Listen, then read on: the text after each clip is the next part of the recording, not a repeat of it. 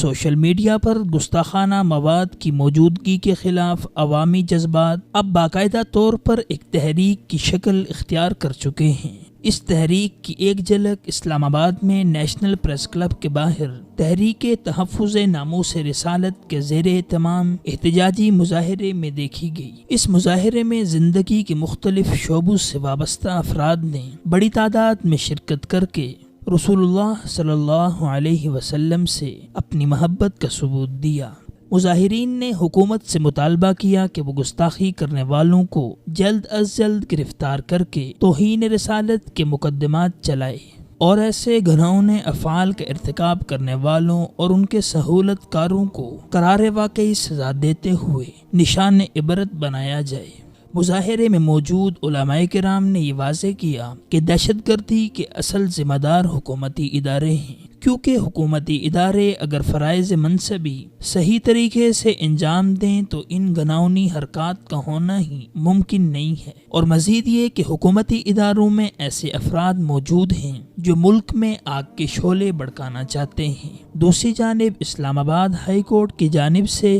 مقدس ہستیوں کے خلاف دریدہ دہنی اور یاوہ گوئیوں کے مقدمے کی بھرپور سماعت اور متعلقہ ذمہ داروں کے خلاف کارروائی کا سلسلہ جاری ہے۔ اس ضمن میں مرد مومن جناب جسٹس شوکت صدیقی نے تمام تر ثبوت وزیر اعظم کو ارسال کرنے کا حکم جاری کرتے ہوئے یہ اندیا دیا ہے کہ ضرورت پڑنے پر وزیر اعظم کو بھی عدالت طلب کیا جائے گا۔ دیکھا جائے تو ملک میں اسلام اور اسلامی تعلیمات کے خلاف گھناؤنی سازشیں طویل عرصے سے جاری ہیں، تاہم سماجی ذرائع ابلاغ کی عمومی پذیرائی کے بعد ان شرمناک اور ناگفتہ بے واقعات میں حیران کن حد تک اضافہ دیکھنے میں آ رہا ہے، جبکہ اس کی بڑی وجہ سرکاری اداروں کی لاپرواہی اور غیر ذمہ داری ہے۔ حالانکہ دیکھا جائے تو پاکستان کی بنیاد اسلام پر رکھی گئی ہے اور 70 برس بیت جانے کے بعد بھی اس کی اول و آخر پہچان اسلام ہی ہے۔ یقیناً یہاں کی غالب اکثریت راسخ العقیدہ مسلمان اور محب وطن ہیں،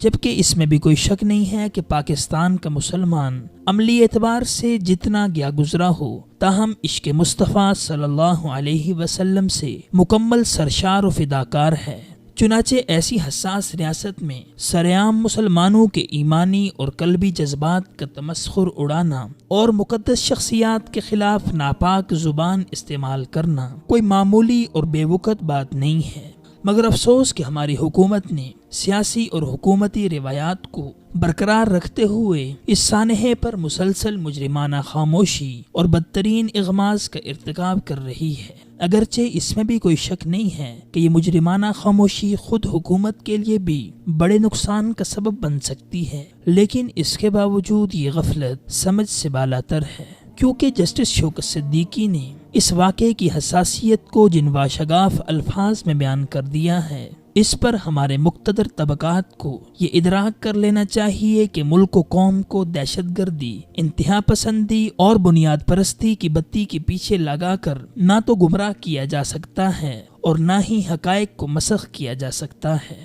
جبکہ اس میں بھی شک نہیں ہے کہ جس دہشت گردی کے انسداد کے لیے حکومت اور ریاستی ادارے ملک گیر مہم چلا رہے ہیں، اس کے بنیادی محرکات اور عوامل میں ایسے ہی دلفگار واقعات و سانحات ہوا کرتے ہیں، لیکن بدقسمتی سے ہمارے ہاں سیاسی اور حکومتی سطح پر اغیار کی سازشوں کا یا تو سرے سے احساس ہی نہیں کیا جاتا یا پھر دانستہ ان کے رنگ کو مزید گہرا کرنے کی کوشش کی جاتی ہے، اور پاکستان کو اس کے مقصد قیام سے دور رکھ کر عوام کو بے نام اور بے مقصد دائروں کا اسیر بنایا جاتا ہے۔ یقیناً اس دیگرگو صورتحال سے ملک تصادم اور خانہ جنگی کی طرف بڑھتا دکھائی دے رہا ہے، اور قبل اس کے کہ پانی سر سے اونچا ہو جائے تمام ریاستی اداروں کو اپنا قبلہ درست کر لینا چاہیے اور پاکستان کی سالمیت و بقا کو یقینی بنانے کے لیے گستاخانہ مواد کی اشاعت کے مرتکبین اور ناموس رسالت مآب صلی اللہ علیہ وسلم سے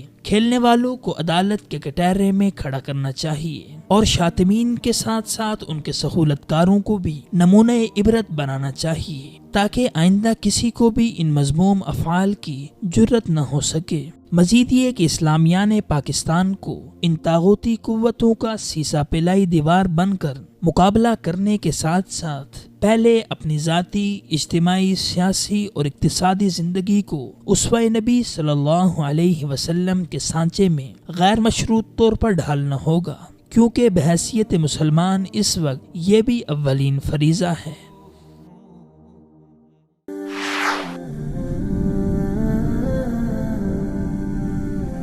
وصال اردو، حق کا راہی